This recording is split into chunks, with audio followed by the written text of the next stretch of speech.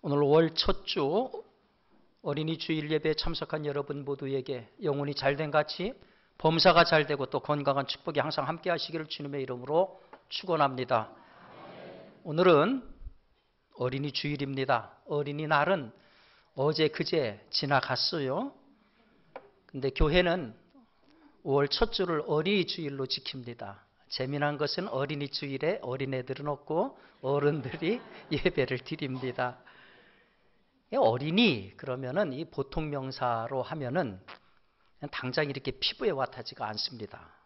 대신에 그 어린이를 내 자식이다 이렇게 생각하면은 사정이 달라지지요. 그래서 그런지 어린이 주일에 보통 명사인 어린이를 주제로 해서 설교하기보다는 대개는 이 자녀 문제를 많이 다루게 됩니다. 여러분들이 기억하시는 광고 가운데 이런 게 있어요. 군대 간 아들과 어머니를 소재로 만든 광고인데요.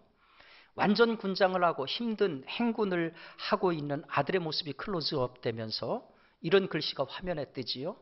아들은 힘들 때 어머니를 생각한다.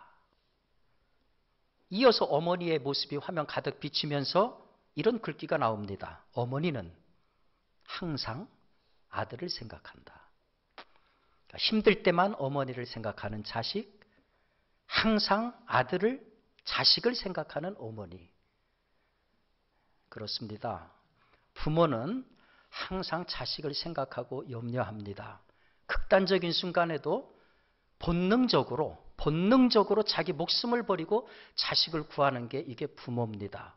지진난 현장에서 자식은 살리고 자기는 죽는 어머니의 이야기들. 전쟁 중에 자식은 살리고 대신 죽은 아버지 이야기 많이 들어봤잖아요. 부모는 항상 자식을 생각합니다. 생각할 뿐 아니라 자식이 잘 되는 일이라면 뭐든지 다 합니다. 나는 굶더라도 아이들 학원에 보내야지요. 빚을 내서라도 아이들 성적이 올라가는 거라면 과외시켜야지요. 교육에 좋다면 부부가 기러기가 되더라도 조기 유학 보내지요. 이 교육에만 이렇게 열심을 내는 거가 아닙니다. 교육이 끝나도 빚을 내면서까지 호텔에서 자식 결혼식 올려주지요. 집까지 사주지요. 또 결혼 이후에는 빚내가지고 자식 사업 뒷돈 대주지요. 심지어 부모가 사는 집을 담보로 보증까지 서주지요. 수원에 가면은 이 삼성그룹에서 운영하는 노블카운티라고 하는 복지타운이 있습니다. 이 가격을 제가 알아봤더니 최고 작은 평수가 30평인데 입주 보증금만 3억 4천만 원입니다. 그러니까 부부가 생활할 경우에는 월 생활비가 209만 원입니다. 그러니까 보통 사람은 가기 힘들고 상류층을 위한 복지타운인데요. 근데 요즘 이곳에 입주해 있던 분들이 상당수가 보증금을 빼간다고 합니다. 아들 사업자금 대주기 위해서. 대부분 그렇게 나간 분들이 길거리에 나앉거나 사골세방을 전전한다고 해요.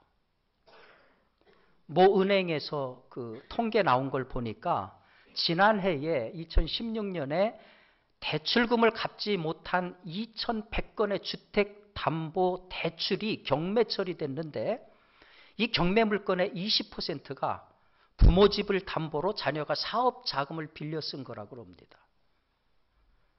금융기관들이 경매에 붙이는 대출 연체 부동산이 연간 40만 건인데 이 중 20%가 부모 집을 담보로 잡힌 대출이라고 합니다.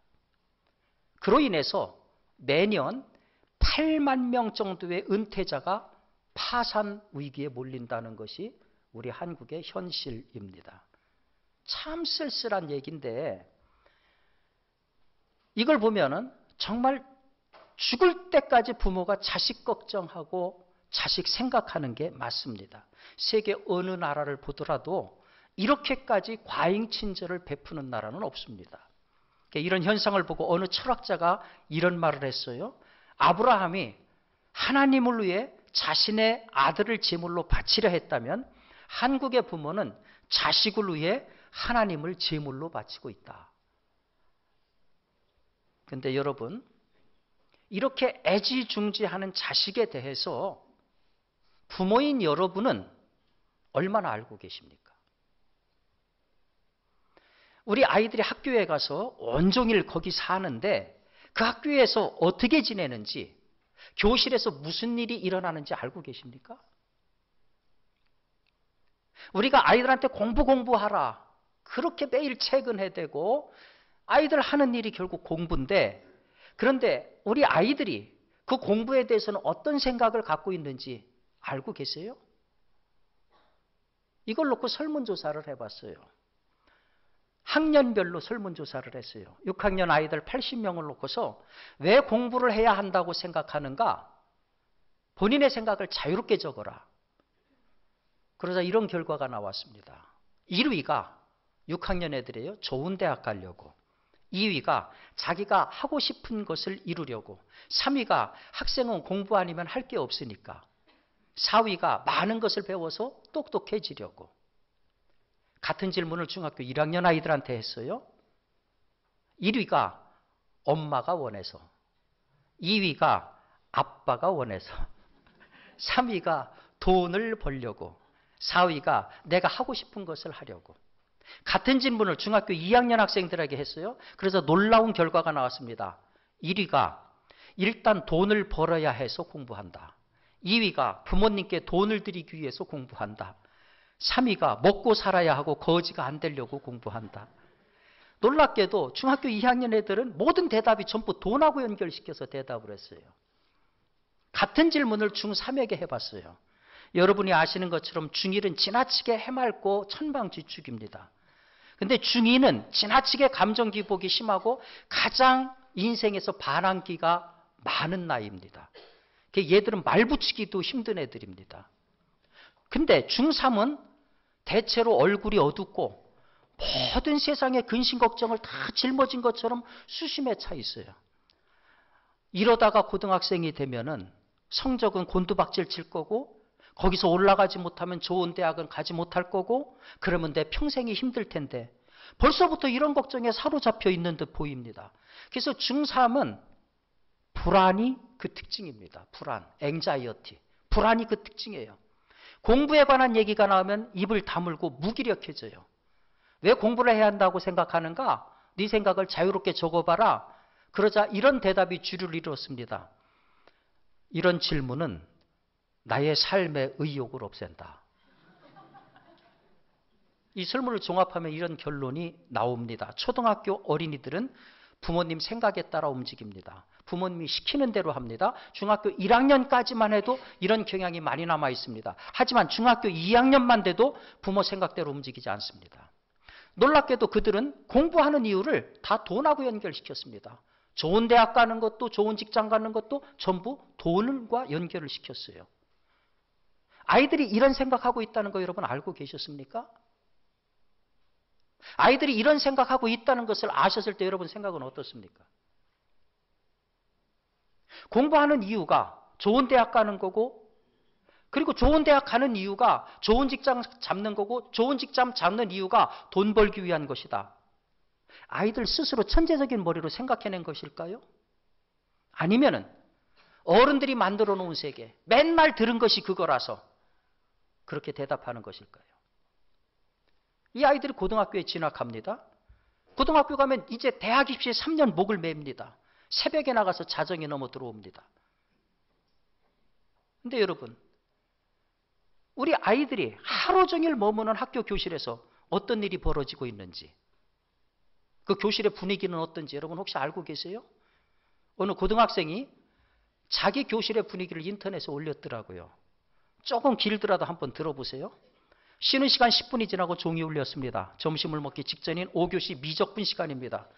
교과 선생님은 정년을 앞두신 할아버지 선생님이십니다. 수업 시작 종이 치고 1, 2분 정도가 지나면 선생님이 교실에 들어오십니다. 선생님이 교실에 들어오셔서 교탁을 단소로 탁탁 두드리십니다. 그런데 자리가 몇 자리 비어 있네요. 몇 분 정도가 지나고 그 자리에 주인들이 허겁지겁 뒷문으로 들어옵니다. 입술과 인중에 빨간 소스가 묻어있는 것을 보니 매점에서 뭔가를 먹고 온 모양입니다. 선생님은 어이없다는 듯이 학생들을 보지만 학생들은 그런 시선은 거들떠보지도 않고 태연하게 자리로 들어갑니다. 선생님도 아무 말 없이 교과서를 펼치십니다. 그런데 주변을 둘러보면 수업에 집중하는 학생은커녕 교과서를 가지고 온 학생을 찾아보기 힘듭니다. 다들 선생님의 말씀을 듣지 않고 다른 참고서들을 펼칩니다. 선생님이 수업을 시작하셨습니다. 그런데 주위를 둘러보면서 3분의 1은 패딩을 베개 삼아 달나라에 도착해 있습니다. 자도 괜찮느냐고요? 네, 아무도 뭐라 하지 않는 교실이거든요. 나머지 깨어있는 학생들을 보니 다들 귀에 무언가를 하나씩 꽂고 있네요. 신체 건장한 10대의 고등학생이 벌써 청력자가 와서 보청기를 낄 리는 없을 것 같고, 자세히 보니 각양각색의 이어폰이네요. 심지어 짝으로 앉은 저 두 친구는 YK를 가져와서 하나의 MP3에 꽂아 두 명이 동시에 끼고 노래를 흥얼거립니다. 구석에 앉은 서너 명의 학생들은 독서를 하느라 바쁘네요. 자신의 손바닥만한 소설을 읽거나 만화책을 읽고 있습니다. 맨 뒷자리를 볼까요? 맨 뒷줄은 가장 수업에 관심이 없는 학생들입니다. 그 학생들은 벌써 패딩이나 여러 권의 교과서를 책상 위에 두고 엎드려져 가만히 있습니다. 1교시부터 4교시까지 내리 풀 취침을 해서 더 이상 올 잠도 없을 텐데 자세히 보니까 스마트폰을 사용해서 게임을 하고 있네요. 가끔 가다가 왕관을 하나 차지하면 좋았어! 라고 소리칩니다. 수업 시간에 선생님 목소리만 들려야 정상인데 민주화된 요즘은 학생들 대부분이 친구들하고 이야기를 합니다. 교실은 떠들썩한 장터입니다. 이미 정상적인 수업은 불가능한 상태입니다. 15분 정도 남자 선생님이 자습을 시킨 후 단소를 들고 교실을 돌아다니십니다. 그러다가 책 읽고 있는 학생 앞에 섰습니다. 네 수학 시간에 와 만화책 읽고 있노? 죄송합니다. 빨리 넣거라. 예. 선생님이 지나가시자마자 방금 책상 서랍 안으로 들어간 조그만 책은 어느새 책상 위에 올려져 있습니다. 선생님이 맨 뒷줄에 도착하시자 한 학생은 빠르게 눈치를 채고 책상 서랍 속으로 핸드폰을 밀어넣습니다. 하지만 한 학생은 눈치를 채지 못하다 걸렸습니다. 네 와 그 컴퓨터 가지고 있노? 선생님은 핸드폰을 컴퓨터라고 부르신 겁니다. 참고로 우리 학교는 아침 시간에 핸드폰을 거두고 일과가 끝나면 다시 돌려줍니다. 그 학생은 내지 않은 거죠. 그러자 그 학생은 해맑게 예? 하고 대답합니다. 네와 컴퓨터 만지나 말이다. 이거 컴퓨터 아닙니다. 이거 벽돌입니다. 그러자 주변 아이들이 키득키득거립니다. 네 아침 시간에 담임선생님한테 그 안 내나? 학생이 웃으며 장난기 가득한 목소리로 대답합니다. 휴대폰은 내 꾸에 이건 벽돌입니다. 선생님은 한심하다는 듯이 그래 알았다 하고 돌아서십니다. 선생님 손에 들린 단소가 자신의 본분을 다하지 못해 울고 있는 것이 느껴집니다. 어쩌겠습니까? 몇 년 전 사건이 크게 터지면서 매 관련 작대기들은 순식간에 실업자가 되어 있습니다. 이게 이 학생만의 교실에서 벌어지는 일이면 얼마나 좋겠습니까? 물론 모든 교실이 다 이렇다고는 생각하지 않습니다. 또 많은 선생님들이 교육을 위해서 헌신하는 것도 사실입니다. 하지만 그럼에도 불구하고 요즘 학교 교육이 심상치 않다는 지적에 대해서 누구도 부인할 수가 없습니다. 교사가 학부모들에게 무릎을 꿇고 용서를 비는 일이 비일비재하고요. 학생이 교사를 폭행하는 정말 있을 수 없는 일이 교육 현장에서 잇따르고 있습니다. 학생 집단 따돌림, 폭력 사태 비일비재합니다. 시험 기간에 시험 문제지가 나눠지기도 전에 답부터 먼저 썩는 애들도 있다고 그래요. 그러면서 하루 열몇 시간씩 그 딱딱한 의자에 애들이 앉아 있는 거예요. 거기서 우리 아이들이 정말 정신적으로 건강해질 수 있을까요? 그렇게 학교 공부를 끝내고 나면 아이들이 이제 다시 학원으로 갑니다. 학교에서는 자고 학원 가서 공부를 합니다. 한 달 평균 사교육비가 1인당 26만 원입니다. OECD 가입국가 가운데 1등이죠. 2010년 사교육비가 무려 18조 원입니다. 그런데 전문가들 얘기로는 이거보다 훨씬 많을 거라고 얘기합니다. 우리 자녀들을 교육하는 또 다른 기관이 교회 학교입니다. 우리가 예수 믿는 사람들이니까 우리 아이들의 신앙 교육에 관심 갖는 거 너무나도 당연하지 않습니까? 여러분들은 교회 학교의 현실을 알고 계신가요? 어려서부터 예수를 믿은 사람들은 교회 학교에 대해서 아름다운 추억들을 많이 가지고 있습니다. 그런데 올해 우리나라 전국 초등학교 130군데가 1학년 신입생을 못 받았습니다. 1학년 신입생이 없어요. 인구 절벽 현상 때문에 애를 안 낳아서. 될 수 있는 대로 나십시오. 지금이라도 가능하면. 시골에 가면은 요 안성에서 버스 타고 4km만 들어가도 교회 주일학교가 없습니다. 저는 학교에서 학생들을 가르치기 때문에 주로 전도사, 목사들을 가르치잖아요. 그 교회 소식을 많이 듣습니다. 면소재지만 가더라도 지금 주일학교가 없어요. 주일학교가 없어요. 내일의 한국교회가 빤히 보이지 않습니까? 지금 우리 한국교회는 전부가 다 경로당이 돼 있어요. 뒤에서 보면 허엽니다. 전부 역삼각형입니다. 그래서 선교가 되지 않은 선교지에 선교율이 2%, 3%인데 우리나라 그 어린이들의 선교율이 그거에도 못 미친다는 통계가 있을 정도입니다. 도시에 있는 우리 교회 학교도 1학년부터 6학년이 사이좋게 한 공간에 다 모여서 예배를 드립니다. 그 나이 때 그런데 학교 교육은 1년 단위로 교실을 갈라서 커리큘럼 달리해서 교육시키는데 교회는 6년의 차이를 깡그리 무시하고 한 공간에 쓸어 놓습니다. 1학년과 6학년. 이거는 커서 5살, 6살 차이 같이 늙어가는 거가 아니에요.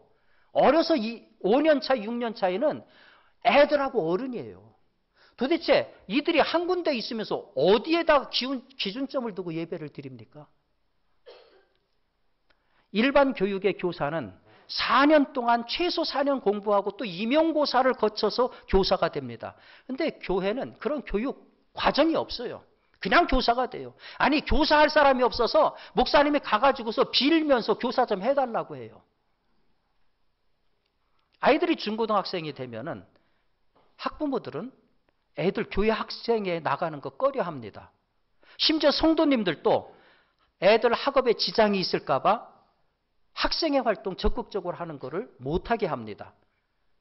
한 가지, 예배만은 꼭 드리게 해요.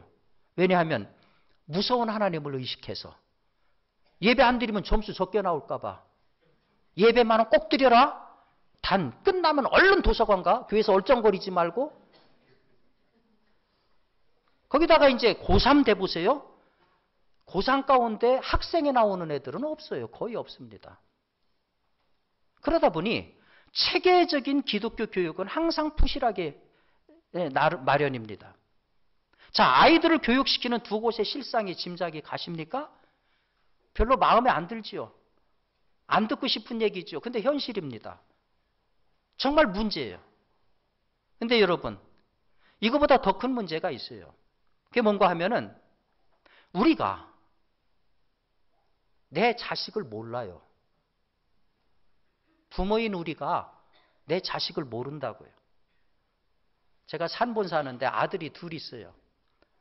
근데 우리 이제 애들 둘하고 집사람하고 가끔 산본을 이렇게 가다 보면은 앞에 오는 이렇게 전봇대 같은 애들이 갑자기 우리 애를 보고 허리를 90도로 굽혀서 인사를 해요. 이게 무슨 일인가? 그랬더니 우리 큰애가 그래요. 우리 둘째 애가 이제 의동인데 키가 1m 85 정도 돼요. 근데 아빠, 의동이가 학교에서 짱이에요. 저는 우리 아들 둘의 막내고 집에서 항상 뭐라고 하면은 눈물 찔찔 짜고 그래서 그런 애인가 했는데 바깥에서는 짱이에요, 얘가. 아빠, 얘 생일날 150명씩 모여요. 그래서 요즘도 나이가 30이 됐어요, 걔가. 그런데 걔하고 가끔 가면은 떡대 같은 애들이 인사를 해요. 너 아직도 거기 몸담고 있냐? 아니, 아빠. 얘가 예수 안 믿었으면 제가 교도소 여러 번 가야 될 뻔했는지도 몰라요. 내 자식인데 내가 모르겠어요, 얘를. 어느 분이 애들 데리고 스키 캠프에 참가를 했어요. 아이들이 웃고 떠들고 즐거워하고 스키 배우는 동안에 그 추운 날씨에 추위에 떨면서 이것저것 잔심부름하면서 뒤치다거리를 했어요. 정말 큰 맘 먹고 큰 돈 들여서 참여한 캠프예요. 그래서 평소에는 아예 주지도 않던 햄버거도 잔뜩 사줬어요. 핫도그도 잔뜩 사줬어요. 자, 이제 집에 와가지고 아이들 하루를 정리하는 그림 일기를 이제 그리게 했어요. 엄마는 아이들이 그린 그림 일기를 보고 막 화가 났어요. 왜 그러냐면은 엄마 생각에는 모처럼 만에 큰돈 들여서 애들 스키 캠프에 갔으니까 애들이 당연히 스키 타는 그림을 그리는 게 당연하다 생각을 했는데 스키 타는 그림은 하나도 안 그리고 핫도그 먹는 그림을 다 그린 거예요. 아이하고 어른은 다릅니다. 그러니까 아이 눈으로 세상을 본다는 거 말은 쉬운데 전혀 쉽지 않습니다. 아이의 세계를 이해한다는 거 전혀 쉽지 않습니다. 왜 쉽지 않느냐? 그 중에 하나가 세대 차이예요. 세대 차이. 김정수라고 하는 분이 된장 아빠의 버터 아들 키우기라고 하는 책을 썼더라고요. 된장 아빠의 버터 아들 키우기. 된장 아빠와 버터 아들. 세대 간의 이 차이를 가장 잘 표현한 것 같아요. 제가 문제 한번 내볼 테니까 여러분들이 대답 한번 해보시기 바랍니다. 고구마 먹을 때 여러분은 함께 먹을 음식으로 뭐가 생각납니까? 고구마 먹을 때. 김치 하면은 기성세대입니다. 버터에 구워 먹고 싶다 하면 신세대입니다. 비 오는 날 생각나는 음식 하면 뭡니까? 빈대떡이나 부쳐 먹지. 그렇죠? 부침개나 빈대떡. 네, 그건 기성세대고요. 피자가 생각나면 신세대입니다. 고등어 하면 떠오르는 가수와 노래가 뭡니까? 고등어. 기성세대의 82%는 산울림의 어머니와 고등어를 꼽았고 신세대는 노라조의 고등어를 꼽았다고 합니다. 영화 에덴의 동쪽 남자 주인공 이름이 뭡니까? 기성세대는 제임스 딘이라고 얘기하고 신세대는 송승헌이라고 얘기를 합니다. 도라이 하면 떠오르는 인물이 누굽니까? 도라이? 전영록 하면은 기성세대고 노홍철 하면은 신세대입니다. 이것만 봐도 세대 차이가 많이 나죠. 오늘 우리 세대들은 내가 낳은 자식이지만은 참 달라요. 얘들은 밥 안 먹고 살아요. 인스턴트 식품 먹고 살아요.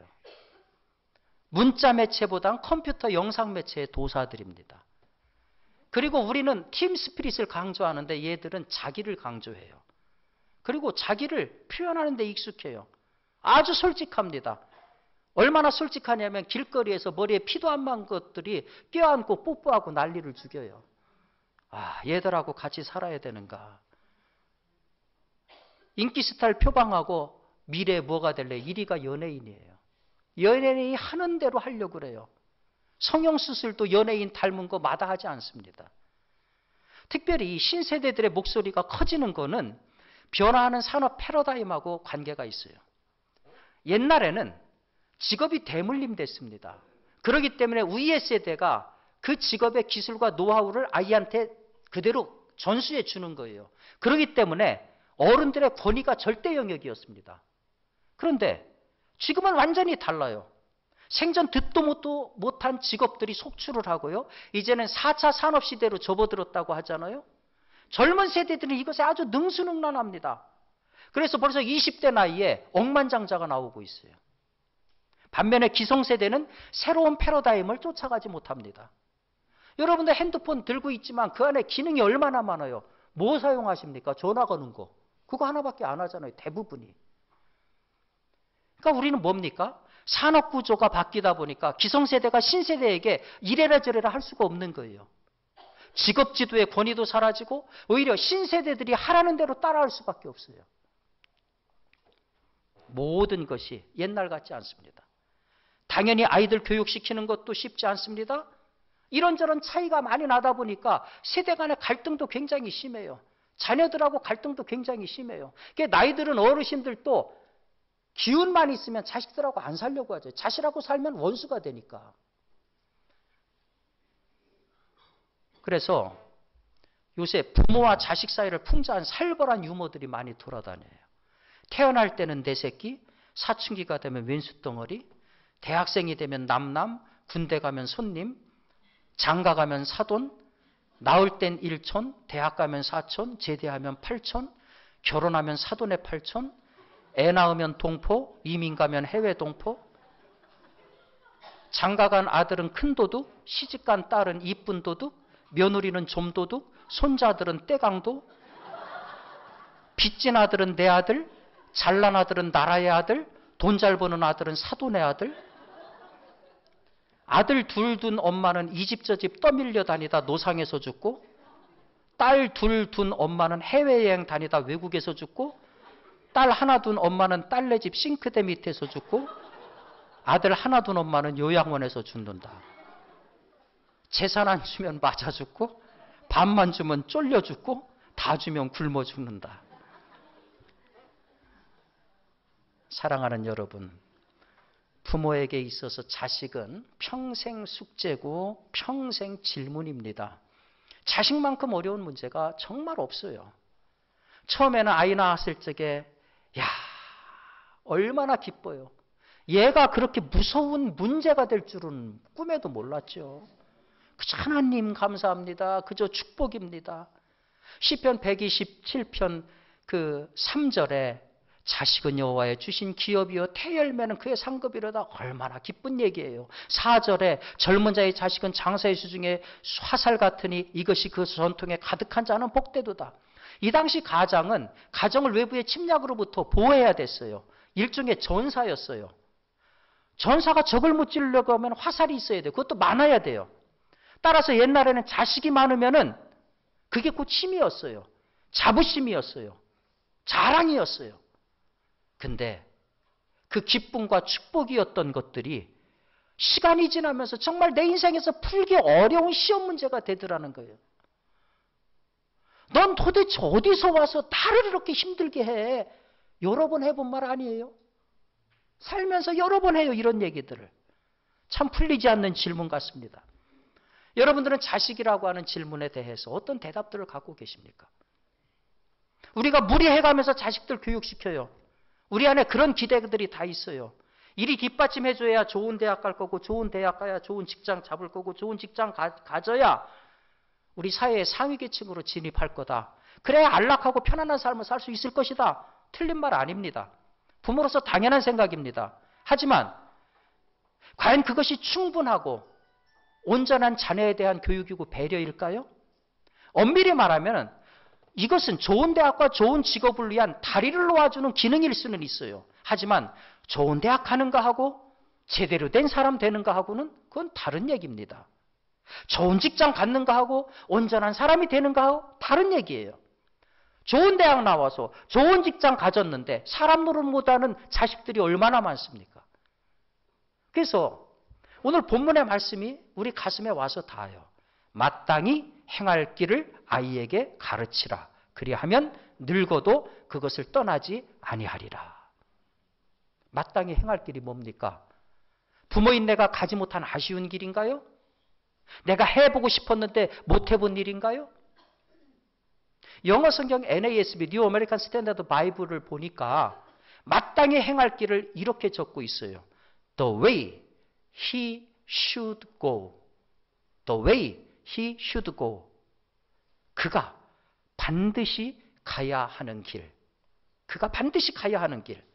무슨 얘기입니까? 사람의 길. 사람다운 길. 사람 되는 길.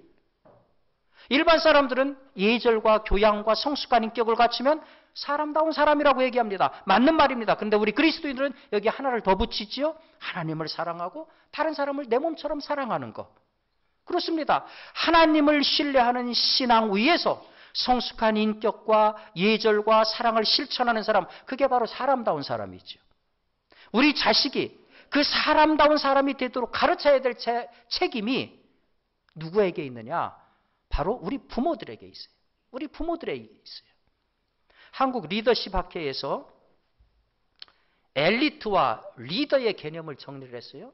우리가 다들 우리 애들 엘리트로 키우고 싶어 하고 리더로 키우고 싶어 하잖아요. 근데 그 개념을 정리했어요. 엘리트는 위치적 개념, 포지셔널 컨셉이다.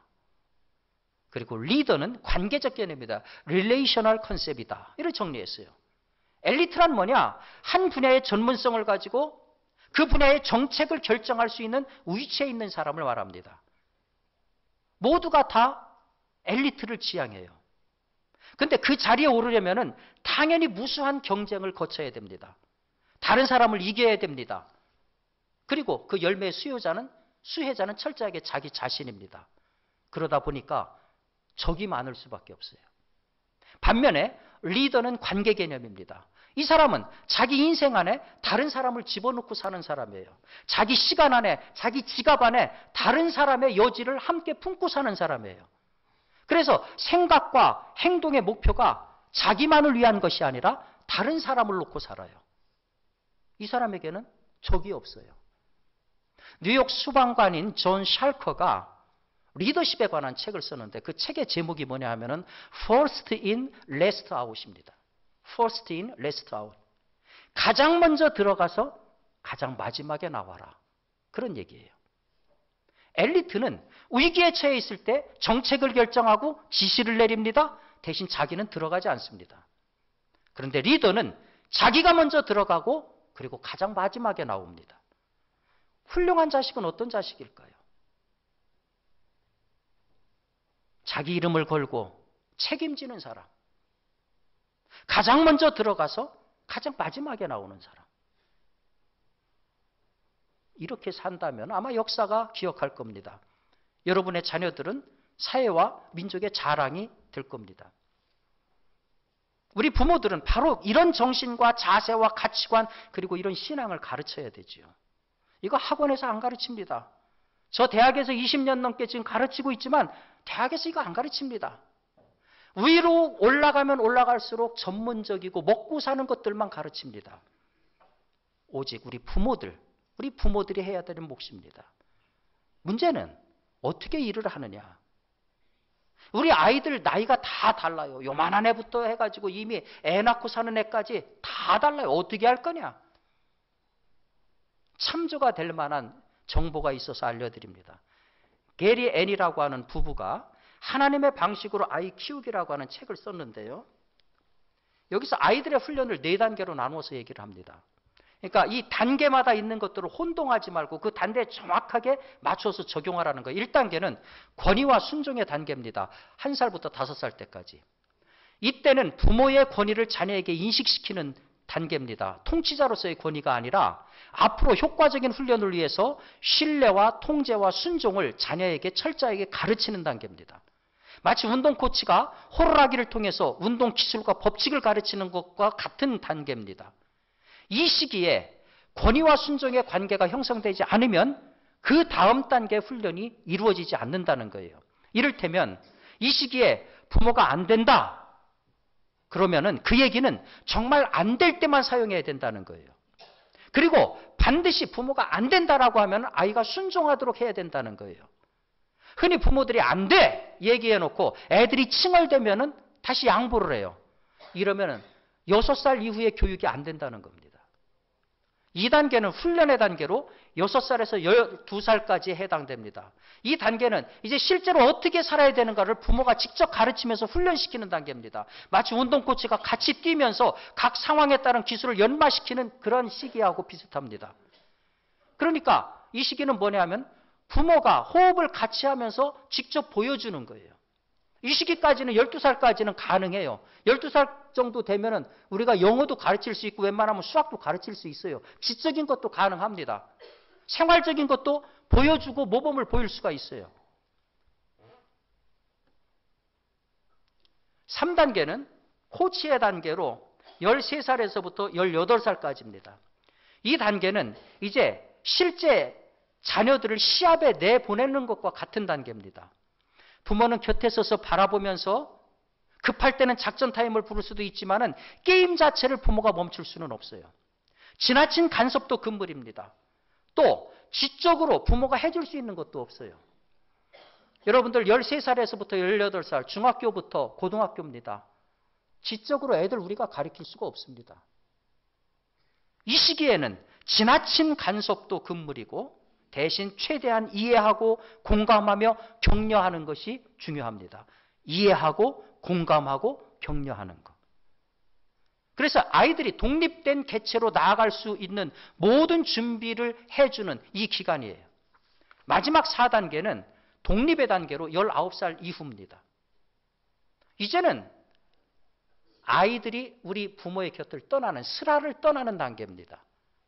비록 아직도 부모하고 자녀하고의 관계지만은 그 아이들은 우리 통제, 우리 가르침, 이전만큼 많은 영향을 받지 않습니다. 자기 세계가 분명한 아이들입니다. 이제는 부모가 참석하지 않는 게임을 홀로 해야 됩니다. 자기 인생을 살아야 되는 거예요. 부모는 멀리서 보고 믿어주고 격려하고 응원해주고 기도할 뿐입니다. 부모 눈에 아직 믿업지 못하다 하더라도 믿어줘야 돼요. 아이들을 믿어줘야 됩니다. 이 책이 제시하는 것처럼 아이들 나이대에 따라서 우리 부모의 태도가 달라져야 됩니다. 그런데 여러분, 우리가 자녀들을 양육하고 교육하는 데 있어서 오늘 성경 말씀은 이러한 세속적인 것도 중요하지만 오늘 성경 말씀은 아주 중요한 사실 한 가지를 말해줍니다. 다른 것은 다 잊어버리더라도 이것만은 꼭 여러분 간직해서 돌아갈 수 있기를 바랍니다. 오늘 본문에 가르친다라는 말이 나옵니다. 가르친다. 히브리어로는 하나크입니다. 이 하나크라고 하는 말이 어디서 유래됐느냐 하면은 어떤 것을 입속에 넣고 맛을 본다 하는 데서 나온 거예요. 어떤 것을 입속에 넣고 맛을 본다. 어머니가 어린 아이에게 뭘 주기 전에 먼저 자기가 맛을 보잖아요. 옛날에는 딱딱한 거는 입으로 다 씹어가지고서 줄 정도로 씹은 음식을 주는 그런 행동에서 나온 단어입니다.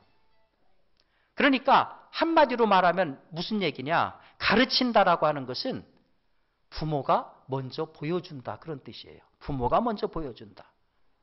아이들이 공부하는 목적이 돈입니다라고 얘기했다면 그건 천재적인 발상에서 나온 게 아니에요.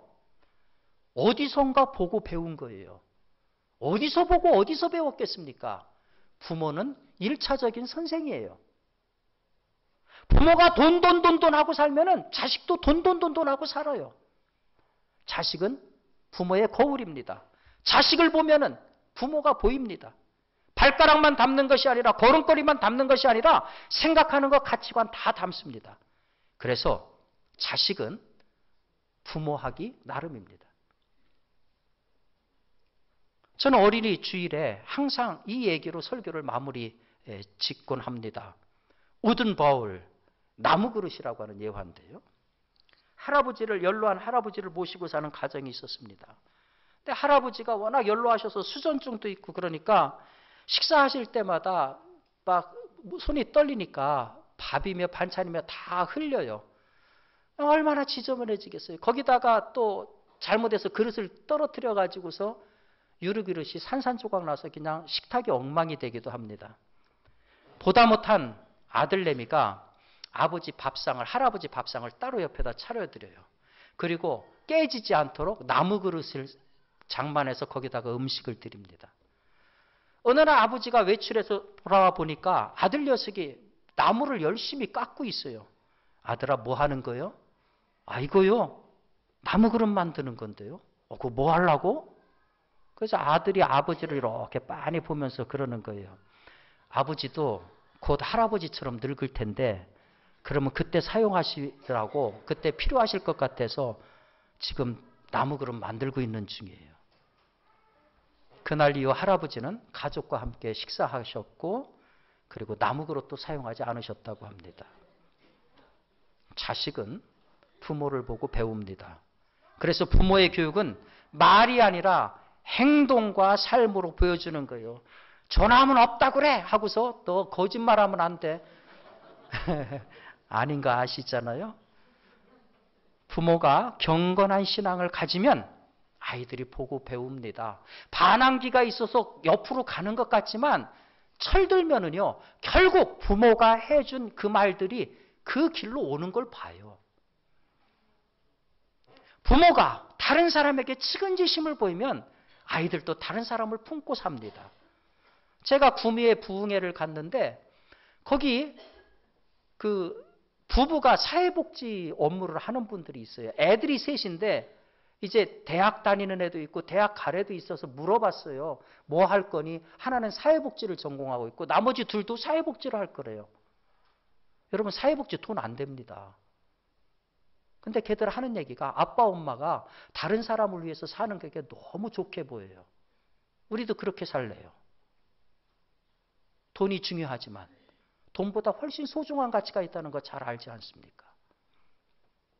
결국 자식을 사람으로 만드는 교육은 그건 부모의 몫이고 유일한 방법은 부모가 삶으로 살아서 보여주는 겁니다.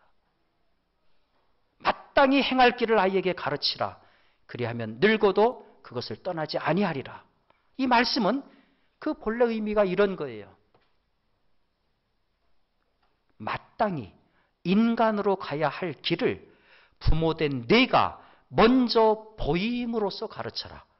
그리하면 자식이 늙어도 그것을 떠나지 아니하리라. 아멘.